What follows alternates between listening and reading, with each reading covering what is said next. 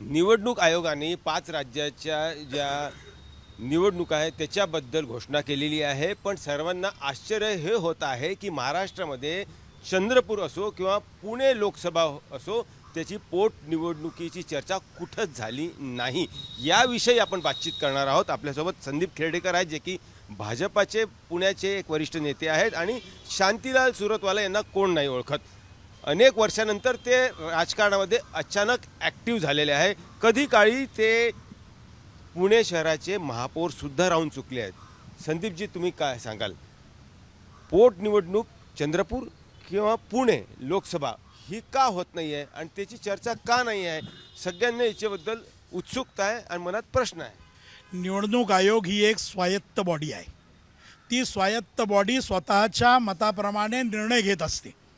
पुण्यामध्ये आदरणीय गिरीशजी बापट साहेबांचं किंवा चंद्रपूरमध्ये बाळूजी धानोरकरांचं निधन झालं त्यानंतर निवडणूक घ्यायची का नाही हा सर्वाधिकार सर्वोच्च यांच्याकडे आहे. सर्वोच्च अधिकार जो आहे तो निवडणूक आयोगाकडे आहे. निवडणूक आयोगाला असं वाटलं की आता काही महिन्यांमध्ये सार्वत्रिक निवडणूक होत आहे, त्यामुळं सार्वत्रिक निवडणुकीच्या पार्श्वभूमीवर 2-3 महिन्यासाठी अशा 2 मोठ्या निवडणुका लावायच्या आणि त्याच्यामध्ये मोठ्या प्रमाणावरती संपत्ती खर्च करायची, लोकांचा वेळ वाया घालवायचा, यापेक्षा त्यांनी कदाचित हा निर्णय केला असेल. त्याच्यावर आपण कोण कमेंट करणार? सुरतवालाजी तुम्ही सहमत आहात का? नाही हो. एक लक्षात ठेवा, गिरीश बापट तर माझे मित्र होते, ते भारतीय जनता पक्षाचे होते, पण पुण्याला माहिती ते माझे वैयक्तिक मित्रसुद्धा होते. कसबापेठ विधानसभा मतदारसंघात भारतीय जनता पक्षाच्या बालेकिल्ल्यात भारतीय जनता पक्षाचा पराभव झाला.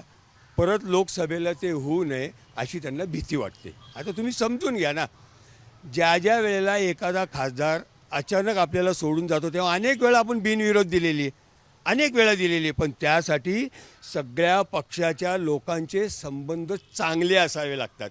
सगळ्या पक्षाच्या लोकांचे यांचे संबंध वाईट, यांनी शिवसेना फोडली, यांनी राष्ट्रवादी फोडली, कुठल्या तोंडाने बिनविरोध करा असं त्यांना विनंती करायला जायचं. कोणालाही फोडलं नाही. विश्वगुरु पंतप्रधान नरेंद्र मोदी यांचे विचार पटल्यामुळे ज्या अजितदादांच्या चपलाय उचलत होते ते अजितदादा आमच्याकडे आले, एकनाथराव शिंदे आमच्याकडे आले. आज काकांची अवस्था अशी आहे की ना पक्ष, ना चिन्ह, ना आमदार, ना खासदार, ना कार्यकर्ते, काही यांच्याकडे राहिलं नाही. त्यामुळं बेलगाम आरोप करायचे, चॅनल दिसले की समोर येऊन बोलायचं, बाकी वर्षभर काही करायचं नाही. मला असं वाटतं की आता शांतीलाल सुरतवाला सारख्यांनी थोडंसं वेगळं धोरण अवलंबावं. समाजामधल्या घडामोडी, समाजातले बदल स्वीकारावेत. हे तेच महापौर आहेत ज्यांनी पुण्यात महापौर असताना रस्ते पाण्याने धुण्याची अभिनव कल्पना काढली. काय आता यांनी बोलावं आणि मी यांच्यावर काय बोलावं? मला असं वाटतं की स्वायत्त बॉडी जी आहे तिला त्या पद्धतीनं काम करू द्यावं आणि निवडणूक आयोग असेल, सर्वोच्च न्यायालय असेल, उच्च न्यायालय असेल, याच्यावर टीका करण्या इतका अजून कोणीही मोठं नाही. हा लोकशाही प्रधान देश आहे. जगातली सगळ्यात मोठी लोकशाही या ठिकाणी नांदते. अशा देशामध्ये असे बेलगाम आरोपांना कुठलंही स्थान नाही असं माझं स्पष्ट मत आहे. तुम्ही म्हणता की फोडण्याचं राजकारण भाजपाने केलं नाही, पण गेल्या वेळेसच्या मुंबई मंथनमध्ये म्हणजे मुंबई तकच्या मंथन या कार्यक्रमामध्ये देवेंद्रजींनी स्वतःच म्हटलं होतं, ज्या प्रकारे उद्धव ठाकरे त्यांना सोडून गेले आणि त्यानंतर हे तर व्हायचंच होतं, म्हणजे साम दाम दंड भेद, हे स्वतः त्यांनी त्या मंथन कार्यक्रमात फडणवीसजींनी म्हटलं की देवेंद्रजींनी त्यांच्या सर्व वक्तव्यांमध्ये हे स्पष्ट केलं आहे की ज्या पद्धतीनं सन्माननीय मुख्यमंत्री उद्धव ठाकरे हे काम करत होते, जे कधीही ना वर्षावरच्या बाहेर पडले, ना मातोश्रीच्या बाहेर पडले, घरात बसून केवळ चॅनलवरती किंवा फेसबुक लाईव्हवरतीच त्यांनी भर दिला, अशा नेत्याला सोडून जाण्याचा सर्वांनी निर्णय केला होता. आणि म्हणून लोक स्वस्फूर्तीनं, स्वयंप्रेरणेनं सन्माननीय एकनाथराव शिंदेंचं नेतृत्व स्वीकारून त्यांच्यापासून दूर गेले. जैसे वैसा स्थिती जैसे तैसा असं देवेंद्र फडणवीस यांचं शब्द होते. जशाच तसं, म्हणजे ज्यांनी आमच्या पाठीत खंजीर खुपसला, ज्यांनी आमच्याबरोबरची एवढ्या वर्षांची मैत्री ही केवळ सत्ता सुंदरीसाठी सोडली, त्यांना तसंच त्यांच्या पदरात माप पडलं असं देवेंद्रजींना म्हणायचं होतं. आत्ता आणि आज सुद्धा महाराष्ट्रातल्या 100% घरात एकच गोष्ट आहे, महाराष्ट्रातल्या महाराष्ट्रात 1 कोटी लोक राहत असतील, 5 कोटी घरं असतील, माझ्या सोसायटीत 400 घरं असतील, जनता वसाहतमध्ये 9,000 घरं असतील. प्रत्येक घरात एकच घोषणा आहे. कुठली कुठली? 50 खोके एकदम ओके. नाही, मला असं वाटतं की हे असे बेलगाम आरोप करण्यामध्ये त्यांचं आयुष्य गेलंय. यांनी काही चांगलं करू शकले नाहीत.